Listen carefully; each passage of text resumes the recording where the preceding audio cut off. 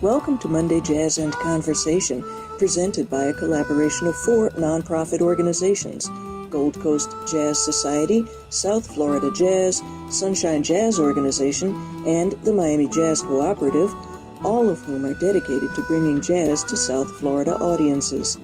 Each Monday, Wendy Peterson and Nick Yorta feature the music and talk to the country's most talented and interesting jazz musicians. So, ladies and gentlemen, please welcome John Fedchuk to the Hang. Hi, everybody.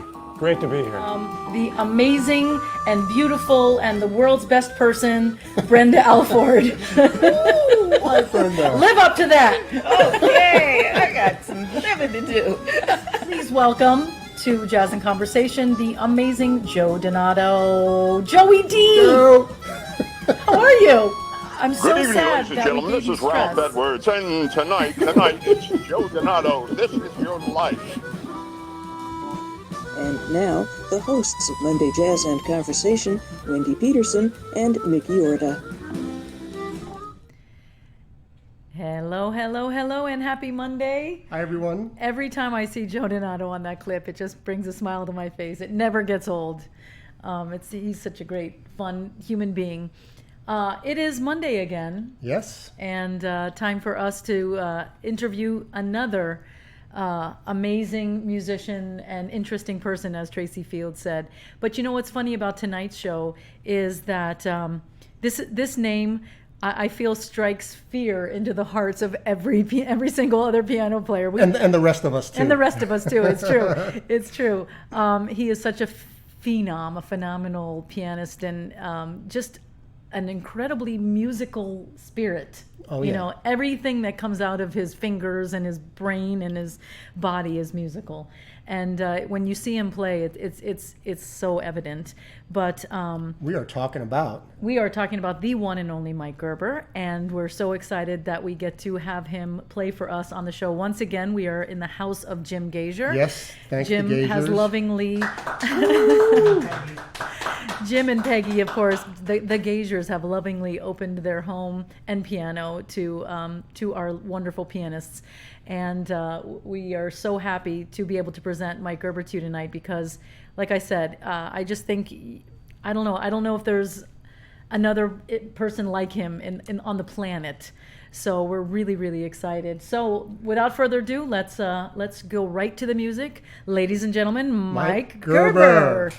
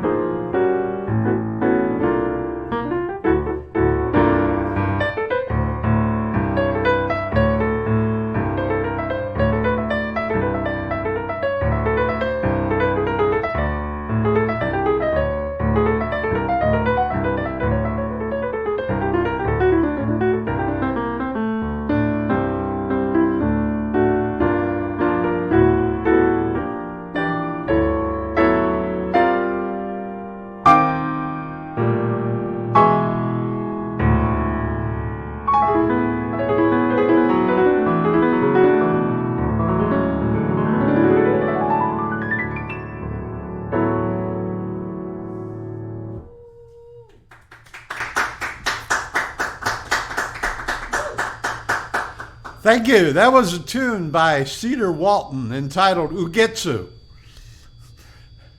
Now, I'd like to play a song of my own that was from Grateful Heart. Mark Berner asked me to record with him on his album, and this is one of my compositions. It's not the version that's on the album. That's a vocal version. I'm doing the instrumental version that I originally wrote, but check out the vocal version on Grateful Heart.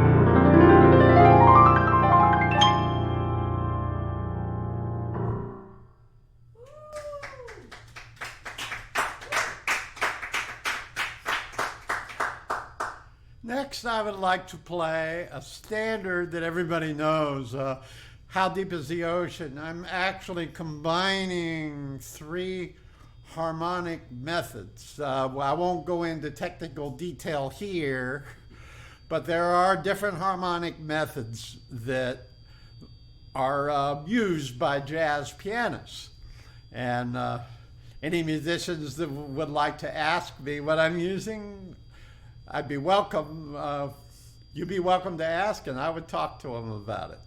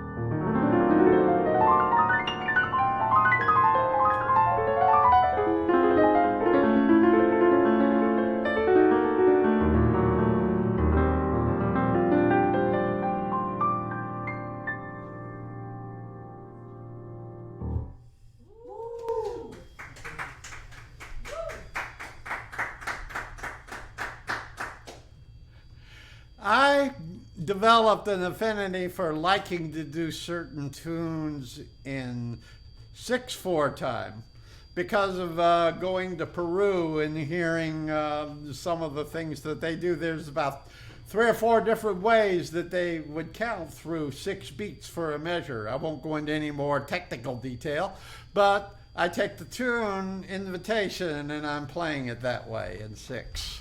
So Invitation by Bronislaw Kapers, and here it goes.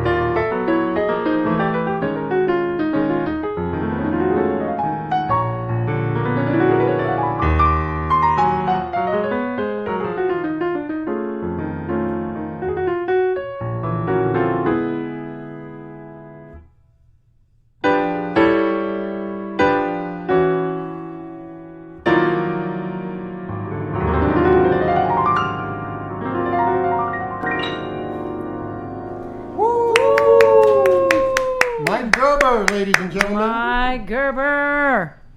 You have to undo us? Nope, you're We're good? Oh, okay. Here, I don't hear us. I'm just going to take care of. You should be on. Okay. Wow. Mike Gerber! Yay! Look, Jim Gasior is joining me. We're going to kick out Nikki. This is yours. It has a fresh earpiece on Beautiful. it. We figured that Jim would join us in the for interviewing Mike, just because we figured maybe he had some pianistic questions that maybe we didn't think about. And I do have many Do you? pianistic questions. I mean, let me just say that, they're big shoes to fill. I mean, Nikki Orta's interviewing, it's come a long way, and it was already decent at the beginning, and now it's incredible. He's refined it. Is that what you're trying to think? So it's big. But on the other hand, you pretty much do all the talking anyway, so... I don't do all the talking. Yeah, that's what I'm going to say. I So, don't. but He it's has very insightful it's a privilege things. to be here. Yeah. So we're just kind of getting Mike set up for this interview. You gave him headphones? You're going to give him headphones? So let me just start by saying what an honor it is to have Mike Gerber in my living room. I know. I mean, let's just start with that. It's an honor to have Mike. It's a huge honor to have you play my piano. I mean, just for starters.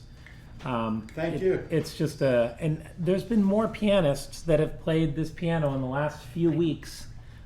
With the Chick Corea tribute 2 weeks ago. Right. There's been more pianists that have played this piano in the last 3 weeks than probably in this piano's 10-year history. Okay. so Mike, can you it's, hear us in the headphones? I don't hear anything through the headphones. They're just on my ears. Oh, okay. Then can you hear us, me talking through the headphones, or you hear nothing through the headphones? Check 1 2 Well, 1 2 1 2. Let's see. Is there any way I'll be You're able to hearing hear yourself you there. better? Now I am, yes. Now I am. Yep. Okay. All right, so we're just trying to get this all figured out. This That's is good. It's this more- is something new that we're doing. Always something, but Onward and upward. I mean, it just keeps getting better. That's what we try to tell ourselves. Pretty soon, one of the A little major bit. networks is just going to A little snatch bit. this It show up. sounds dead, like you're on the other side of somewhere completely. It doesn't sound like Can I just check real quick? It's not going into my hearing aids. Let me just check real quick. A little If you don't bit. mind. Hold on a sec. When you Check talk- one, check one, Oh, check you're one. right. Well, our tech difficulties are happening. So this is Nikki in his tech mode. That's the fun You thing. guys keep waxing poetic, shall you? Well, we can still talk to Mike, right? Because can I hear his mic or no? I can Yes. hear her somewhat. Yeah, I can hear his I mic. have to process everything when you're that far away. Right, I got you. Hold on. This is a I problem got right you. here. Oh. Here's the problem right here. Get in Oh, there. because you didn't. Which one is this? Here we go. Okay. Oh, that's why we didn't plug in his headphones. Here we go. Oh, that would help. Alrighty. Can you How's it? Okay. can you hear us now? He will in a second. Oh, he doesn't have his headphones on. All right. Nikki, you're fired. All right. Okay, somebody say something. Check Yeah. one, check one, check one, check one, check one. It's a lot better. Okay, good. Check one, check That's one. all we can ask for. Right. That's a lot better though. Wonderful. Good. Are my hearing aids feeding back too much through them? Because Nope. Nope. No, Okay. Nope, not at all. I hear the feedback. I'm glad you don't. Oh, I'm so sorry. That's cool. It's what it is. It is what it is. So we have a lot of people watching, and mostly musicians, of course, and everybody is just so excited to to get to hear you play, because especially because of the pandemic, we don't get to hear you play even nearly enough. But it really is a treat to hear you tonight. It's fantastic, Thank you. just fantastic. You got Yeah.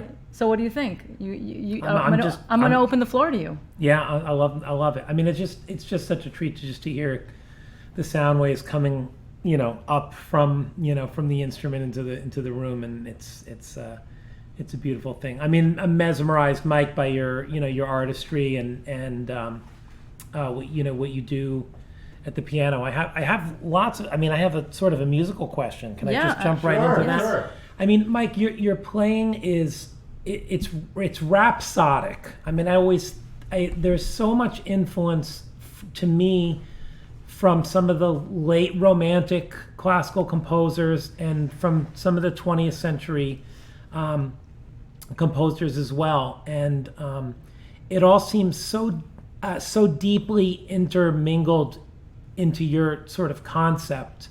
And I just wonder what you could say about that. I mean, how that was worked for you. And I have been influenced by Chopin, Brahms, Alban Berg, Bela Bartok, Sergei Prokofiev, and Sergei Rachmaninoff, and just a host of Beethoven and Mozart and Haydn and Janicek and just a lot of different Mussorgsky. Would you, Rimsky-Korsakov.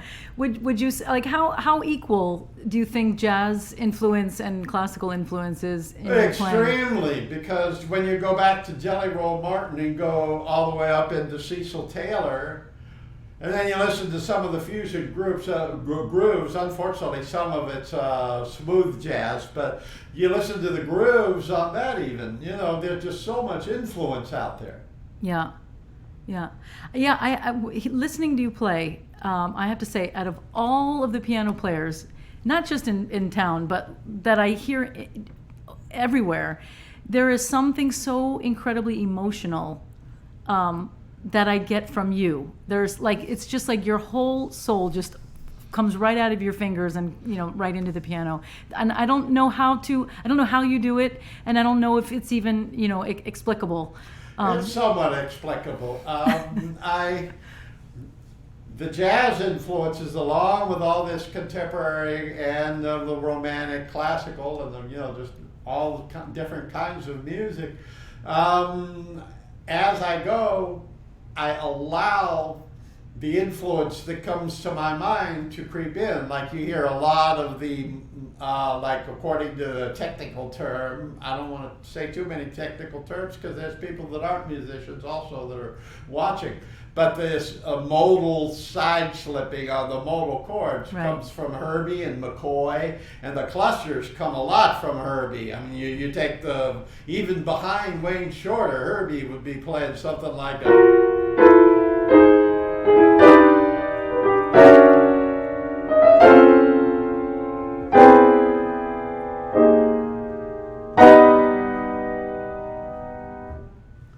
Stuff like that. Wow. Yeah, and a lot of that is a combination of what Herbie, when I listened to Herbie with Miles, and I listened to even Herbie later, like with Giotto, and also Speak Like a Child, and also Richie Bayrak. Because, I was greatly influenced by Liebman and Bayrak, because they had polychords over bass notes, like...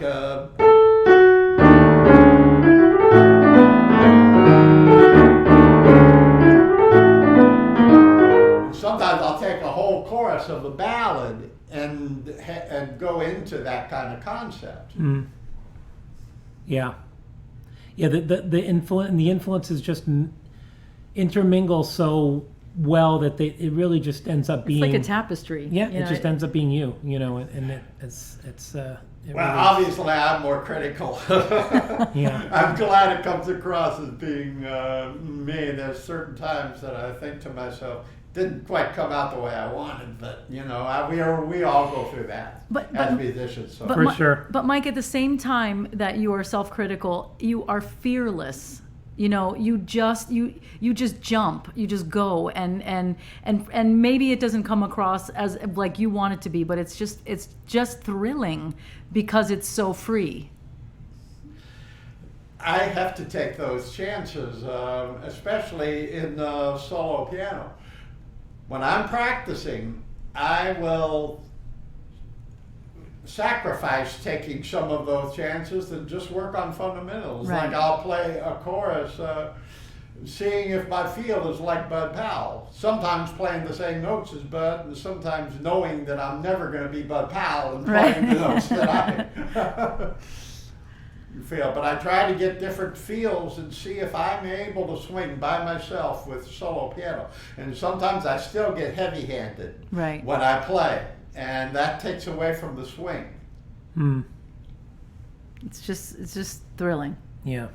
I have a couple of pictures here that I'm going to kind of show. Let's see if I can do this right, because this is Nikki's job. Oh, Nikki's going to come over and help us out. So we have a picture of you as a young boy, which is really little. Does it say what age that is, Nikki? It does It just says young Mike, but you've got to just be 4 years old. 4 or 5. maybe. Yeah, so, I mean, Mike, take us back to do you have a first memory sitting at a piano? Do you have Yes. your earliest influence of an I experience? remember sitting at my mother's Wurlitzer piano, then my grandparents, my grandma Ambler and Margie Ambler and Grandpa Charles Ambler bought her. She had a Wurlitzer Spinet, and I would go there and just absorb the sounds. And luckily, they would listen to radio and TV. I would hear music. They didn't have a record player yet, but with that and my great-grandmother, who could sing. The others in the family couldn't sing.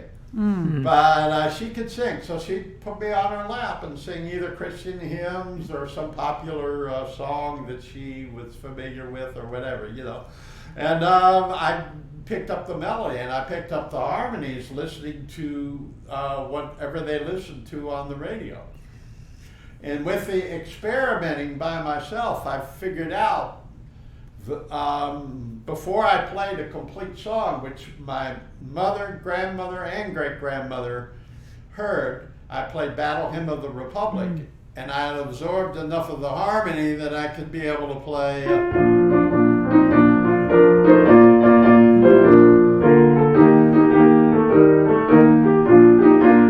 so forth.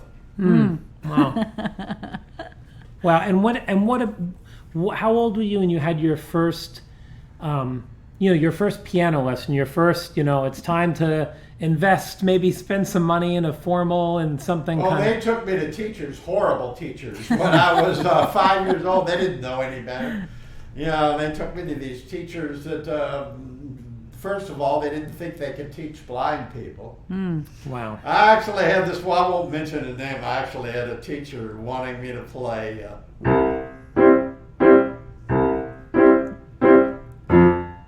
Wow. Well, you got to start somewhere, Mike. I was so bored with it. Yeah. Finally, my grandmother found she had given up because they were taking me to the wrong teachers, but she wanted me to study violin. So she called Dorothy Ziegler, who taught everything, and she was also principal pianist in residence with the St. Louis Symphony, first trombonist, but they didn't like having a woman as first trombonist. They demoted her to second trombonist in the St. Louis Symphony. Wow. So she said, let's start him on piano. We'll see what happens. And she asked me to play something. And I, to pick from The King and I, Whistle a Happy Tune. I played.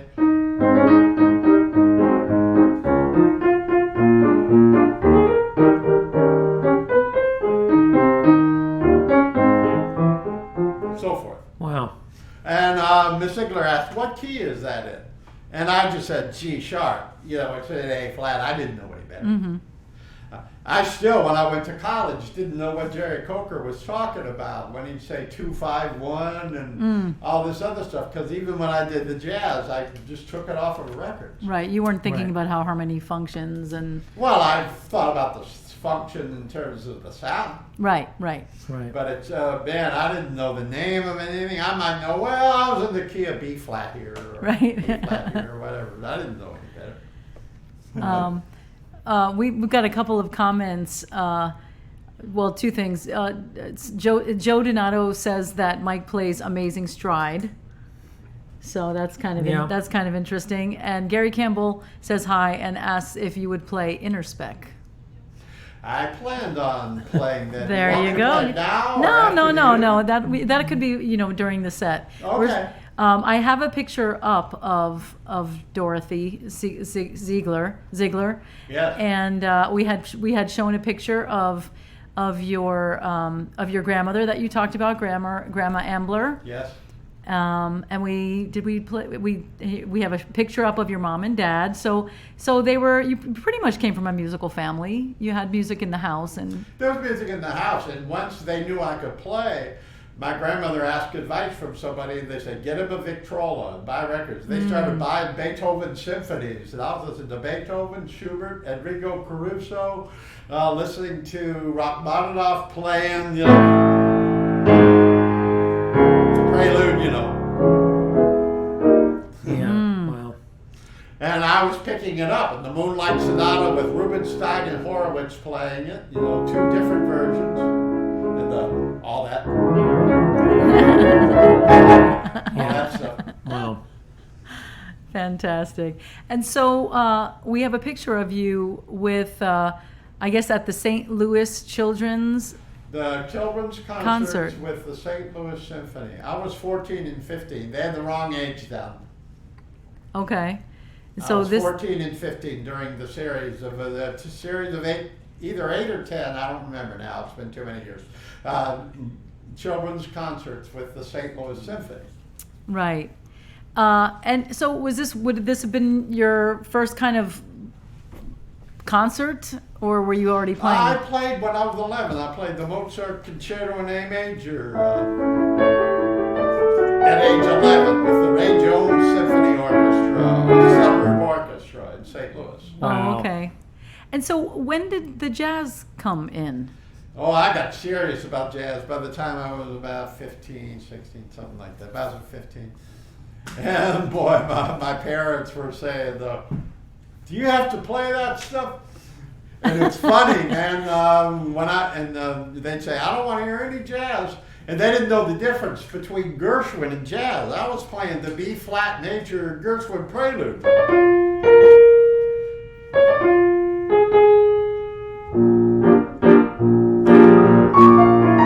I can't play it now. I haven't played it since then.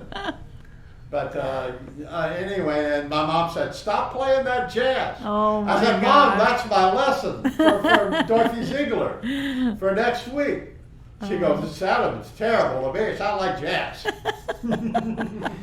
I mean, Mike, I suppose that this is, normal to you, but just the idea of playing that kind of classical repertoire and developing that classical repertoire without learning it from a printed page is like an exceptionally foreign concept to almost all piano players. I mean, could you just share what that experience is like for you to learn that kind of repertoire purely by ear? It all has tonal centers, just like jazz has. I didn't know the names of any changes.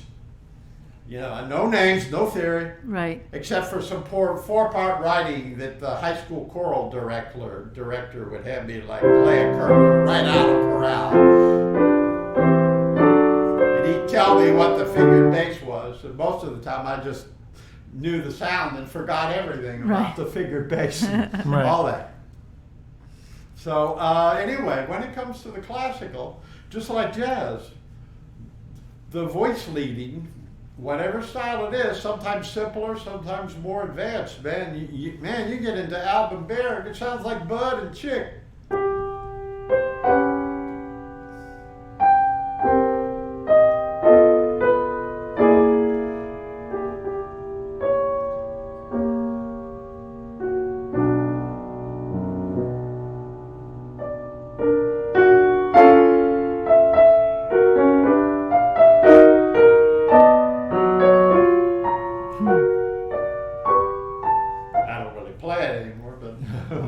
I was so influenced by it. Yeah.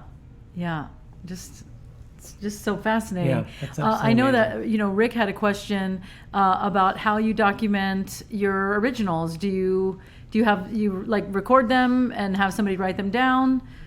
I've had people write them down in the past. There was a guitarist who used to go to UM named Doug Travis that wrote out a bunch of them. And got a lot of them written out that way. There's been others. I'm trying to remember who else wrote out some. Oh, Gil Goldstein wrote out some stuff in the records. You talk about classical influence. Yeah. I played a tune. Unfortunately, somebody almost tried to force me to name it Sarah. it had nothing to do with any Sarah that I knew. I'm renaming it, and if I ever took care of business with the copyright, with publishing and copywriting and all that, I would be changing the name to tribute to Pat Metheny. But the bridge sounds like Brahms. This part sounds like Pat with Mark Egan and Danny Gottlieb.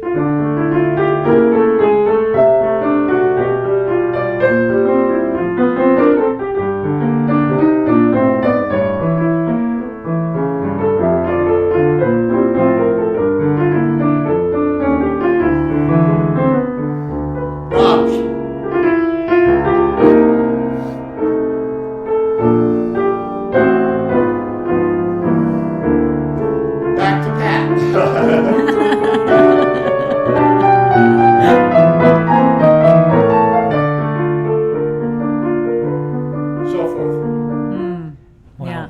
I know that Lindsay Blair just wrote a comment that says, "I'll never forget hearing Mike do a seminar at FIU when he took the tune 'All the Things You Are' and interpreted it in every era of classical music, then in every style in the history of jazz piano." I only had 45 minutes to do it, but I managed to do it.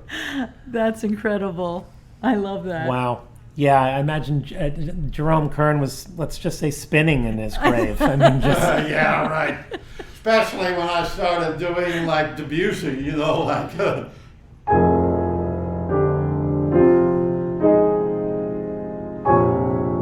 Wow.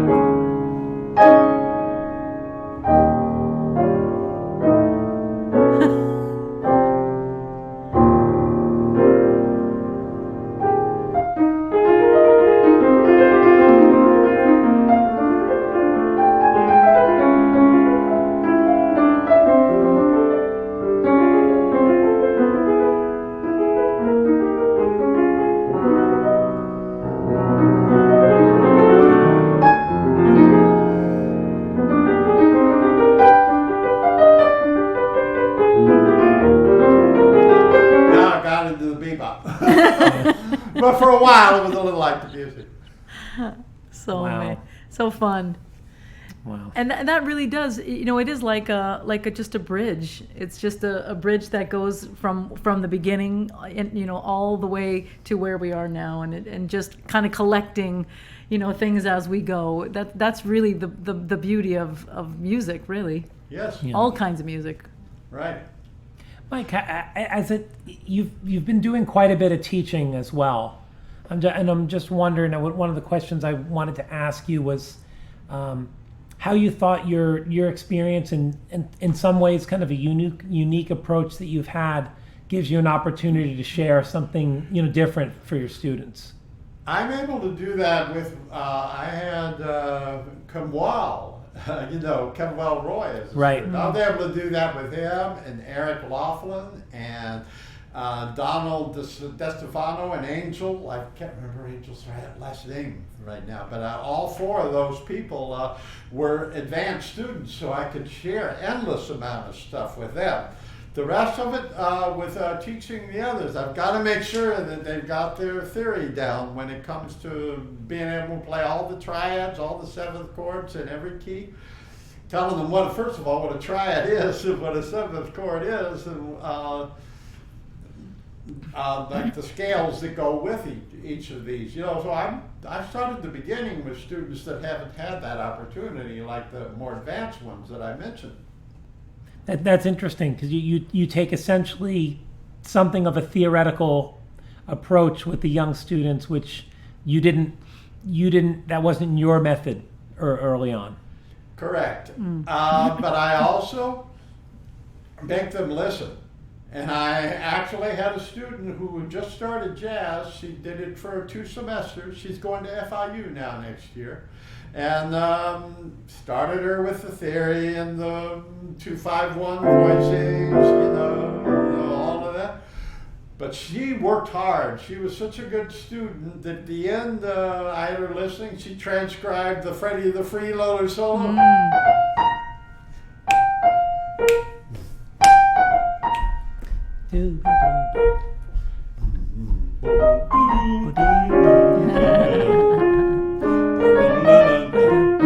So forth. She transcribed that. Yeah. Wow.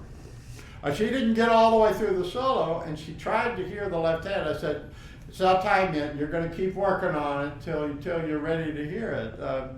Don't worry about it. I won't. If you didn't try it, I would be real tough on you. But you tried, and you can't ask for more than that." Yeah. We had a question. How did Mike end up at UM? I ended up at UM because Dorothy Ziegler became head of the opera department there. She transferred from Indiana University. She told me about Jerry Coker and that he taught at Miami. I actually checked out Manhattan Conservatory and at Eastman. Eastman, I think it was Manhattan, wouldn't put me on a full scholarship. They wanted me to study piano, but I think they didn't want me to be doing the academics or something. It was just music. Eastman, I don't remember exactly what happened there, but I auditioned for both of them. And then I decided that I wasn't necessarily then emotionally ready to be living in New York, going to the university, because I was a little overprotected. Okay. In fact, I learned later in life that with God's help, with the Lord Jesus Christ, my Lord and Savior, that humanly I need to learn to master every difficulty that comes my way. And I'm not real good at it because I don't have a very good sense of direction, but I have to work at it all the time to try to master my surroundings, to try to that if I'm not with anyone, I don't know how my wife does it, but she's been preparing breakfast, lunch, and dinner for like about 21 years. I know how to heat up stuff on the stove. I can cook things on the microwave. I know how to make sandwiches, know how to do all of that. But before I had my training at the Lighthouse for the Blind, but it was time to start FIU, and so I couldn't finish it. So I went right into FIU from there. But what's the hardest is the hearing, because my sense of space is not the same with wearing hearing aids. They're just amplifiers. I don't care how technical and how technological they get. Hearing aids are amplifiers. They don't tell you much about directions when people are talking.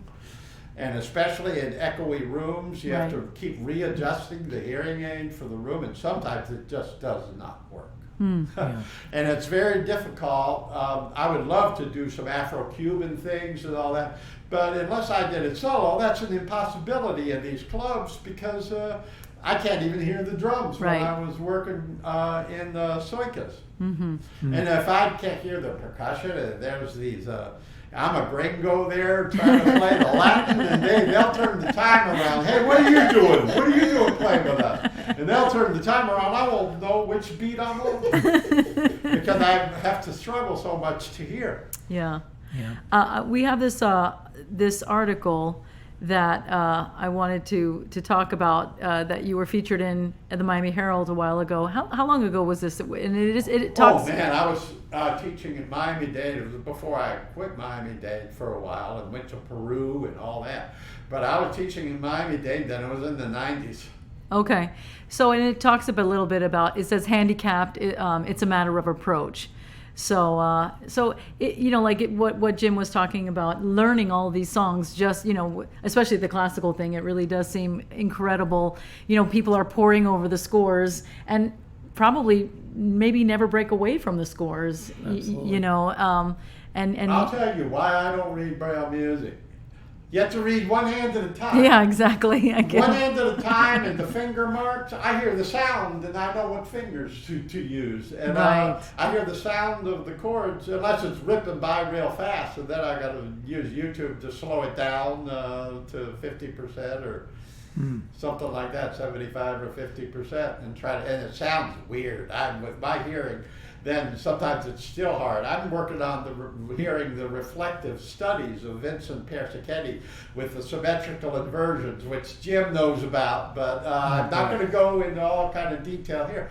But it's hard to hear when it's going by fast. teacher, Graham Fitch, just whizzed through it. And he went into the mirror, playing the mirror image, the same fingering with two different scales going on at the same time. Also, two different chromatic things using the same fingers, so they're going in different directions. And when he plays it too fast, it's hard to hear. And then I slow it down on YouTube, and it sounds so weird that it's hard to hear it. Yeah. So I'm thinking I'm going to, at some point, when I'm able, I'm going to order those reflective studies and have somebody play them for me. So, Right. Yeah. There you go. I just got the gig. Jim's agreeing to play them for you. right. Do you have them? I don't know. I've said that, well, you can get them online, but I don't have a hard copy. Right. You know, you had been talking to us before about growing up blind and how much trouble you had with administrators in your school. That was just so fascinating. Were you born blind? Yes. Okay. Yeah. So you want to tell us a little bit about Yeah, sure. the hardships you had to deal with? What I had to deal with is that my whole growing up was listening to records and going to the piano and playing what I heard. I didn't know anything about playing with blocks, building anything with blocks. I didn't know about shapes. I didn't know about any of that. I wasn't thinking that way. But with what I did, my mother knew I had the intelligence because I took the records and would scratch the record labels differently so that I could identify every record. Wow. Wow, that's amazing. Anyway, I went to school and the guidance counselor put these blocks in front of me, and I didn't know what. I was just sitting there, like I didn't know what that stuff was. And so he told everybody, all the teachers, he's a moron. He's untrainable. Jeez. Unbelievable. So through the first 3 years, they did nothing to educate me. My mother sat me down and made me, I remember it was a book called The Stubborn Donkey. She made me read that from start to finish because I used to just guess the words and I had no idea. I didn't even look at the Braille flashcards or any of that. But she made me, she took all the music away, which probably wasn't right. But, my mom was still trying she did the best she could. She was a great mom. Then I learned to read. I came back the best reader in the class because somebody actually took the time. And it happened to be my mother, took time to educate me. It was rough. She lost her patience. I won't go into any more detail about that. But she had lost her patience. But then I started to finally realize that I was supposed to be doing the work when I was in school. Yeah. Yeah. Because of her. Yeah, that's great. It's not great, but yeah, I just can't help but wonder how different the experience would be now. I mean, not to get into a way more complex subject, but I think in some ways we've certainly come a long way as a society, and just respecting everybody and where they're coming from, and you're such a treasure, and musically and intellectually and in every way. It's amazing that someone would have you limited, and it's crazy. And as a young person, it's frightful. Really. Oh, it's I would just sit heartbreaking. there and nobody would do anything with me. I sat there rocking back and forth. Oh, Mike, you're killing me. Doing nothing, and sometimes calling for my mom. Yeah. It was like I was totally unprepared, and they didn't do any help for preparing me. Yeah. Well. They couldn't believe it. They go, how's he doing this all of a sudden? Right. In fact, I was being taught Braille music there, and I had to play some ridiculous thing like a.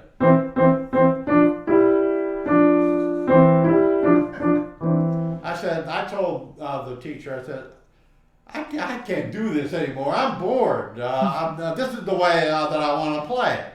And she goes, oh, you can play it another way? And I just played it up.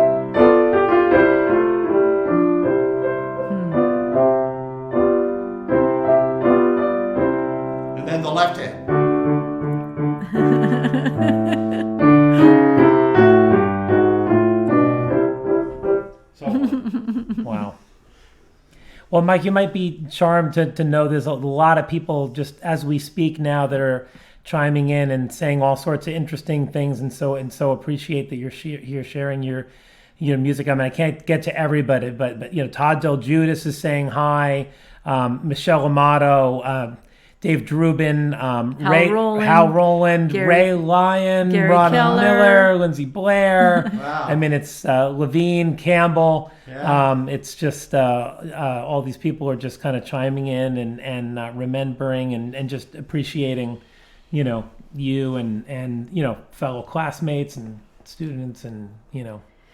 Somebody had a question. Are there any non-religious songs that touch you deeply? Non-religious songs? Yeah, I feel like probably so many, just I do music. I don't consider whether something's religious or non-religious. I play every note for the glory of God. I can't think about whether... I know there are songs that are non-religious and songs that are religious. So But you're every note I play, and when I have writer's block now, but when I composed, everything was for the glory of God. I wrote the piano parts to some things that are not marketable that my wife and I do, the gospel music, because the Christian thing is so rock oriented, like in the Christian rock, Right. that they wouldn't understand it. I mean, I wrote something for the doxology from the Book of Jude that the chords they wouldn't even accept them in most of these churches. They are.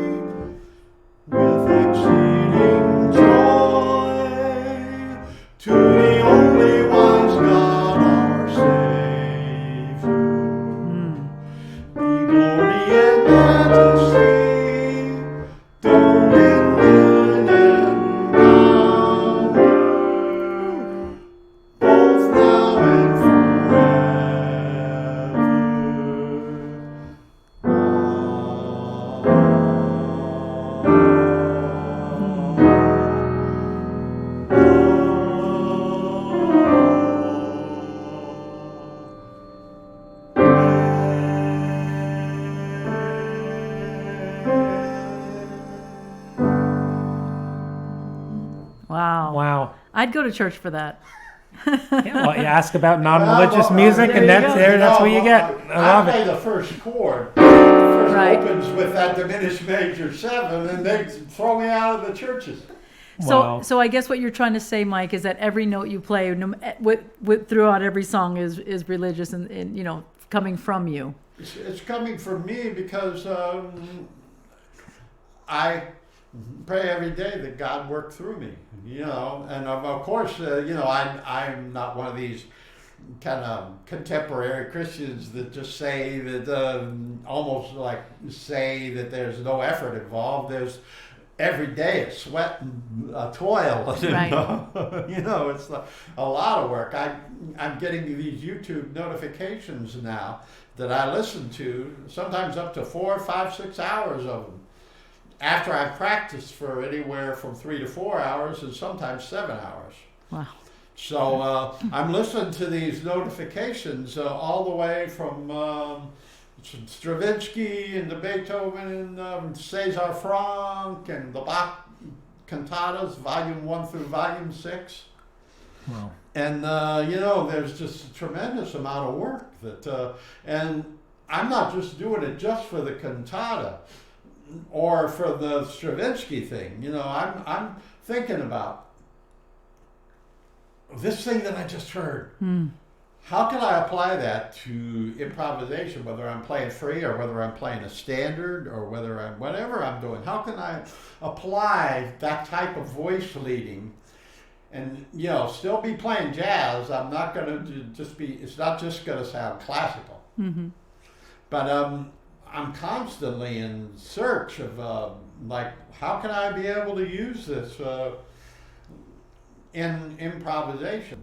And sometimes adding more complexity to it, but using the building blocks that I learned from the things that I listen to. Wow. Yeah. You know what? I would love to hear you play again. Would that be okay? That's fine. But before we do that, I'm just going to do a little kind of plea, maybe, to something that we always do. We have a tip jar, and it's a virtual tip jar. And of course, I say this every week. Because of the pandemic, we have been a year and a half without really being able to work. It's starting little by little to come, but this is a gig for Mike. Tonight's Monday night show is his Monday night gig, and we are the beneficiaries, and we're so incredibly fortunate to be able to experience this. So we ask that you support our musicians. And all you have to do is text the word tip jar to the number 44321. And every cent that goes into the tip jar tonight goes directly to Mike at the end of the show. We just send it directly to him. So and also the really cool thing is that the first $100 will be matched. So it's just a really fantastic way of showing our appreciation and getting our musicians paid, because that's what that's not what it's all about, but it's kind of what it's all about. We need to be able to pay bills. So once again, you text the word tip jar to the number 44321, and what that does is you'll get a text immediately with a very secure link to be able to use PayPal or your credit card, and like I said, 100% of the money that goes in there will be given to Mike at the end of the night. So you want me to do commercials? You want really now? No, not now. We don't want to do that now. No, no. I'm putting my foot down. But we want to hear. But you need to change the camera. That's what you're saying? Okay, you changed the camera. It's done. Oh, he's done everything. Okay, we don't need him. So we're going to thank Jim Gasior for sitting in and being our second interviewer, surrogate host. And that was fun, wasn't it? I enjoyed that You very could do much. that again. Yeah, Nikki, you don't miss any future Mondays. I'm all busy every Monday. Oh, you're my sub. But if you need a sub, you know who to call. So Mike, if you want to take off the headphones, because you probably don't need the. Don't need him for the. You don't need him for that, and we will then go right to. Let me see what I can do here. Once again, the amazing, incredible, fantastic, phenomenal Mike Gerber. Woo!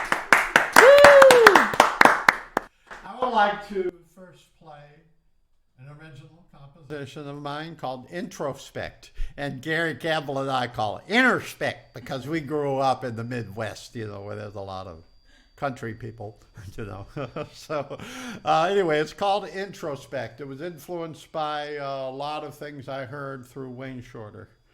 And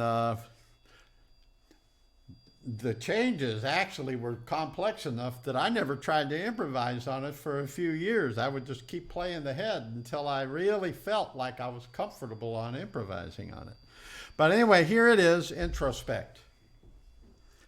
And I'm going to start out with an improv introduction.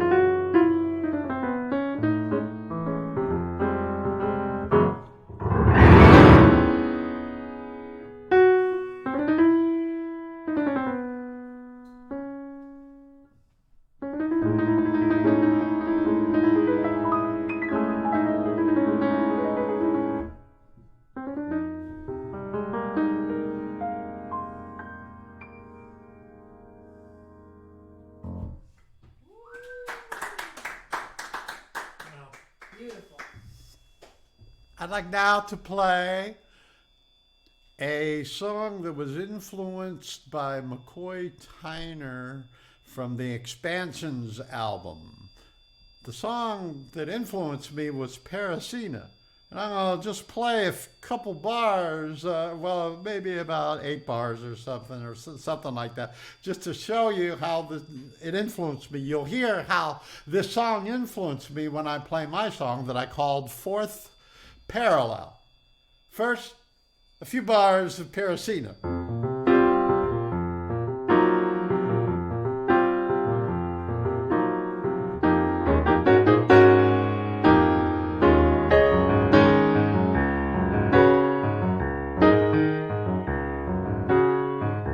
So that's Parasina. Now this is our fourth parallel.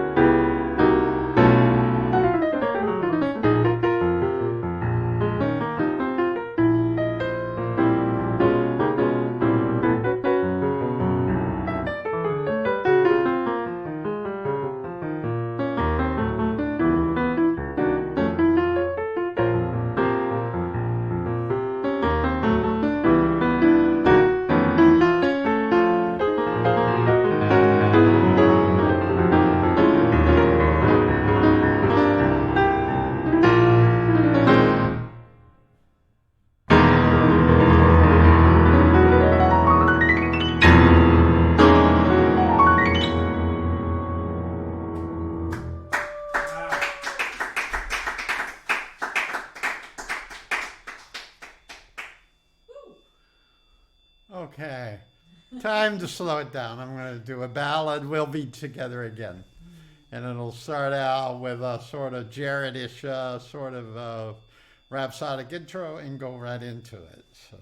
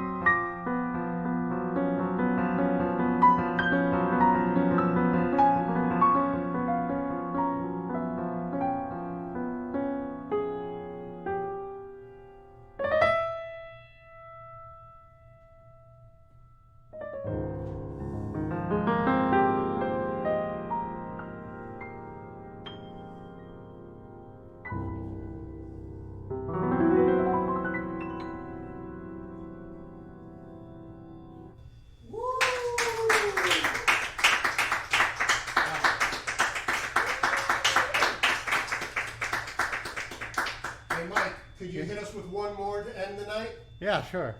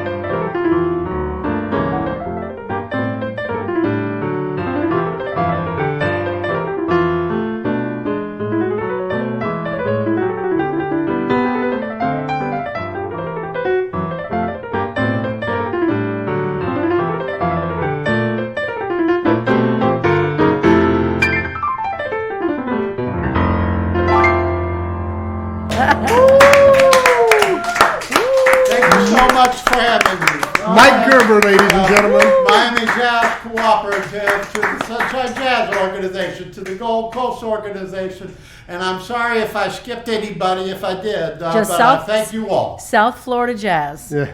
South Florida Jazz. Yes. Mike Gerber, Mike that was Gerber. amazing. Wow. Thank you so Amazing. much. Amazing. Jim. I wish he would have ended with something exciting. Amazing. We just have a couple of things to talk about, things that are coming up, and things that are coming up. We want to thank our partners first and foremost for joining us with this in this fantastic thing. And tonight's felt especially, poignant and perfect, just because we learned so much. This is like my favorite thing about this is not just getting to hear amazing musicians, but also that we get to learn about them. You know, people that we've known forever, we get to learn a little bit more about them, which is so much fun. So thank you, Sunshine Jazz Organization. You can find out what's going on with them at www.sunshinejazz.org. Here's what they've got coming up on Sundays. Sunshine Jazz Organization is proud to be presenting world-renowned steel pan maestro Othello Molino at weekly Sunday Jazz Brunch from noon to 3 p.m. at KC Healthy Cooking. located on a spacious outdoor patio at 1900 Biscayne Boulevard, serving an excellent gourmet Caribbean menu and great jazz, led by Lloyd Hawkins and Ted McDermott. As Alice Day would say, hope to see your face in the place.